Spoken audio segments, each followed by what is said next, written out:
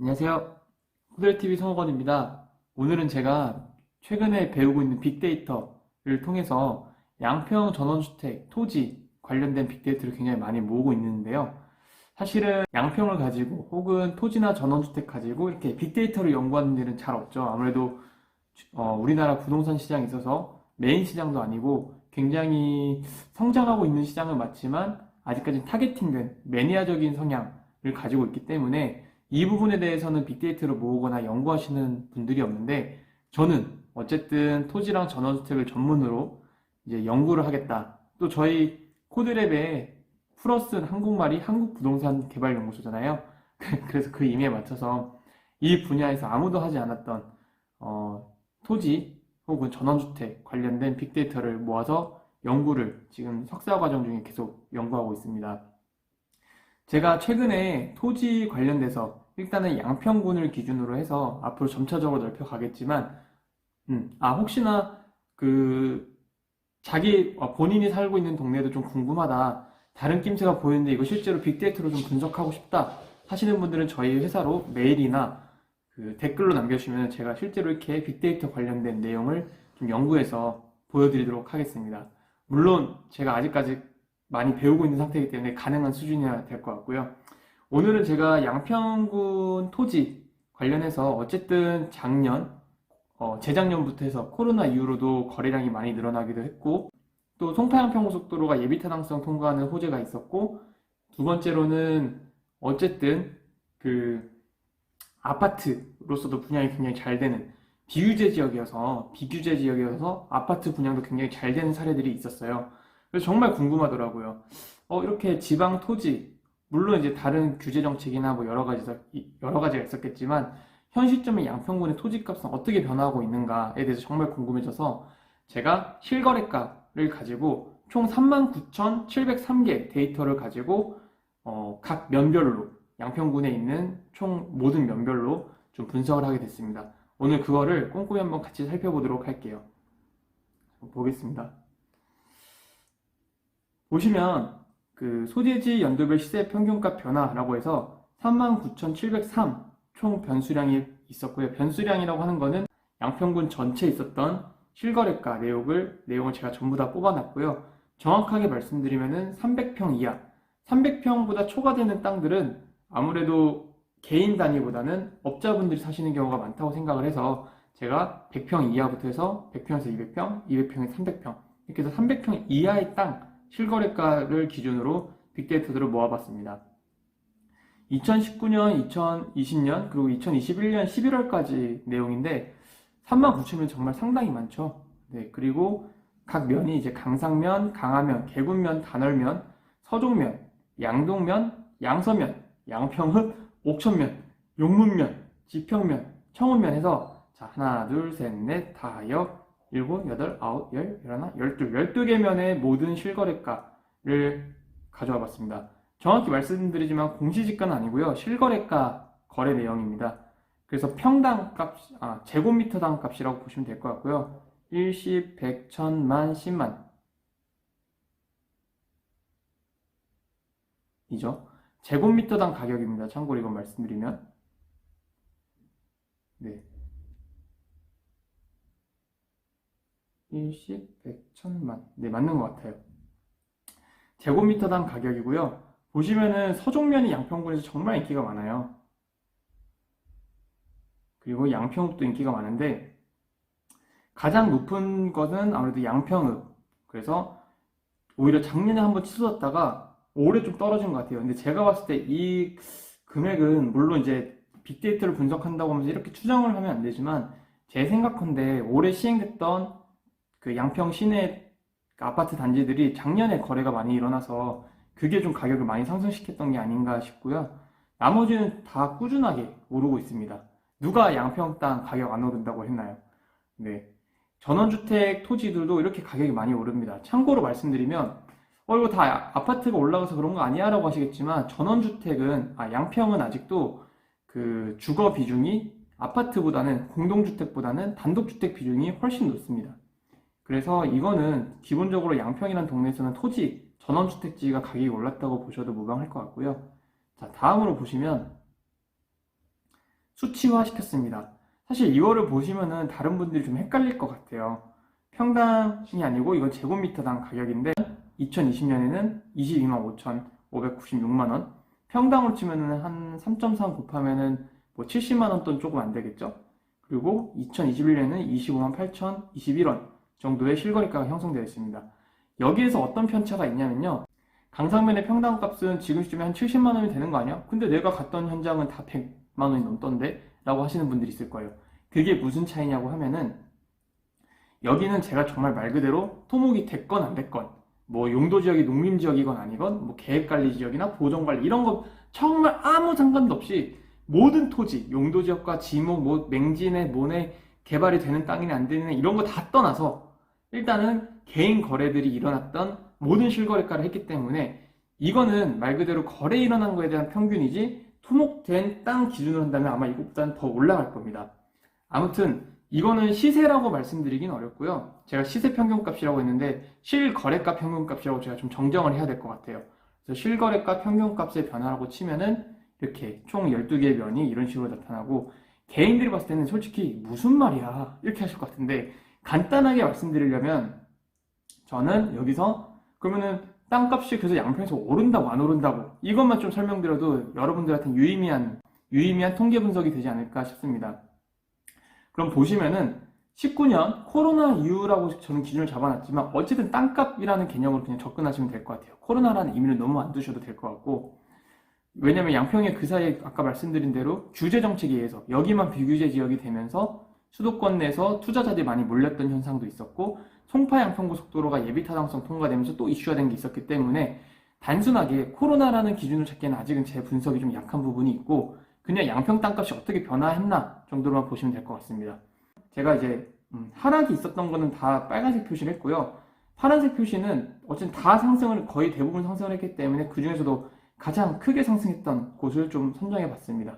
자, 그러면은 19년에서 20년 대비 19년 대비 20년에 상승했던 땅 중에 강하면은 6.3% 정도, 6.03% 정도가 가격 하락이 있었어요. 전체 평균, 전체 실거래가 평균이요. 그리고 옥천면도 0.31% 정도 하락이 있었습니다.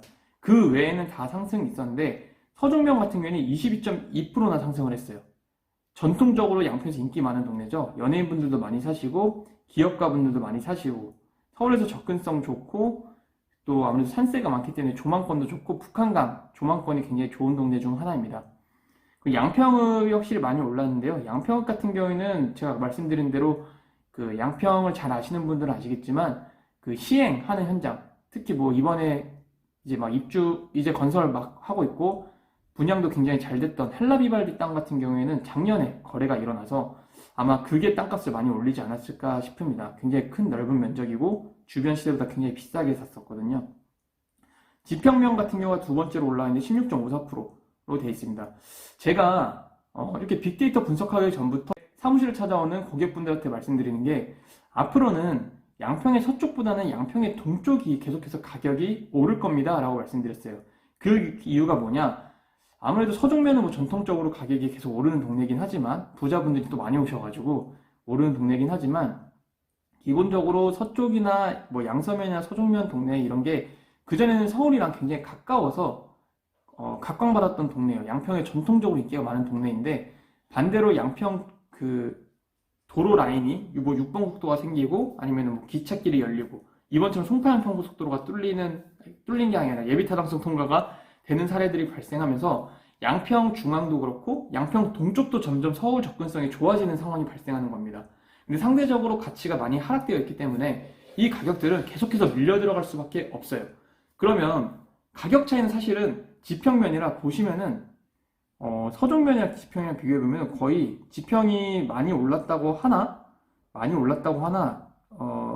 보시죠. 2019년 기준하면은 서종면은 제곱미터당 21만 6,695고요. 지평면은 97,290원이에요.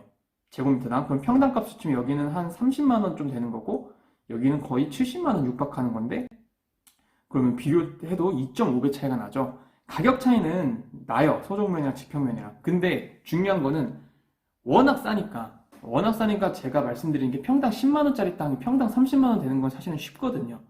어차피 가치는 계속해서 서울과의 접근성 아니면 다른 도시와의 접근성이 좋아질수록 가치는 계속 올라가게 돼 있습니다. 그럼 비교적 평당 1000만 원짜리 하던 게 2000만 원 되는 것보다 평당 10만 원짜리였던 땅이 평당 20만 원 되기가 쉬운 거예요.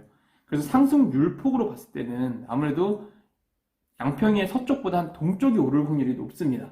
제가 계속해서 이런 말씀을 드렸고, 전원주택을 선택할 때도 전원주택 가격이 오르는 건 아니지만 전원주택지, 땅값이 오름에 의해서 전원주택 가격이 올라갈 수 있는 투자나 재테크 가능성이 충분히 있다는 겁니다. 자, 그럼 보시면 2020년에서 21년을 비교해 보시면, 자, 이 강화면이 한번 떨어졌었는데, 다시 하락부터 볼게요. 양평읍이 마이너스 8.56%입니다. 근데 이거는 사실 하락됐다고 보기는 제가 볼 때는 어렵다고 보고요. 전반적으로 양평 시내 가격은 다 올랐습니다. 그리고 오히려 매도자 우위이고 땅을 오히려 안 팔려는 수준이에요. 그러다 보니까 거래가 줄어들었거나 아니면은 그 전에 이제 아파트 시행 부진이 웬만하면 팔렸기 때문에 가격이 이렇게 보이는 거지, 사실은 양평 시내 가격은 다 올랐다고 보시는 게 맞습니다. 그리고 청운면 같은 경우 0.24%가 떨어졌는데, 제가 볼 때는 0.24%는 뭐 떨어졌다고 보기도 어렵고, 제가 볼 때는 앞으로 청운면도 주목해 볼 만한 동네라고 생각합니다. 하다못해 청운 지나서 바로 홍천이 있는데 홍천 땅까지도 주목해 볼 만하신 것 같아요. 자, 그러면 이제 상승됐던 거 가장 많이 했던 게 강화면 23.81%. 사실 강화면이란 동네도 재밌는 게 강상면은 꾸준히 올랐죠. 그 바로 밑에 동네가 강화면이고, 사실 여기가 광주시랑 붙어 있어서 어떻게 보면은 서울이랑 다른 도시랑 접근성이 좋은 동네임에도 불구하고 애매하게 껴있어서 계속 가치가 그렇게 많이 각광받던 동네가 아닙니다. 그리고 여기 아시는 분들은 아시겠지만 항상 도로가 막혀요. 2차선 도로밖에 안 되고, 정확하게는 이제 한 차선당 왔다 갔다 하는 차선이 하나씩밖에 없기 때문에 도로가 굉장히 막히고, 상당히 어디로 가도 어떻게 보면은 다른 대도시랑 접근성도 좋지만 양평이랑도 뭔가 접근성이 불편하고, 광주나 용인 이런 데랑도 접근성이 좀 불편한 애매한 공간이 있어서 가치가 좀 하락되어 있다가, 어쨌든 양평이 전반적으로 올라가고, 강화면이 그런 거 빼고는, 그리고 이번에 2차선 도로가 확장된다는 것도 발표가 됐습니다. 그런 거랑, 그리고 강화면이 그런 접근성 조금 불편한 거 빼고는 전원주택 단지로서는 사실은 강상면 못지않게 좋아요. 그러다 보니까 이게 점점 인식이 바뀌면서 이게 가격이 좀 올라가고 거래가 많이 일어났던 경우가 발생한 것 같고요. 단월면 보시죠. 단월면 21.39%. 제가 말씀드렸죠. 지평면은 꾸준하게 오르긴 했는데 사실 파란 거 다음으로 지평면이 또 많이 올랐죠.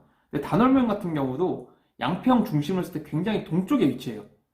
이게 천천히 올라가는 겁니다. 사실 양평을 중심으로 했을 때 옥천, 양평읍, 개군은 약간 애매하게 중심에 껴있긴 하지만 이런 식으로 좀 중심 라인이 있고요. 그 다음에 양서, 서종이 있고, 그 다음에 그 뒤로는 청운, 그렇죠. 방금 말씀드린 단월, 개군의 동쪽, 그 다음에 양동, 그 다음에 청운, 뭐 이런 식으로 있는 겁니다. 강릉상, 강화는 아예 반대편이고요.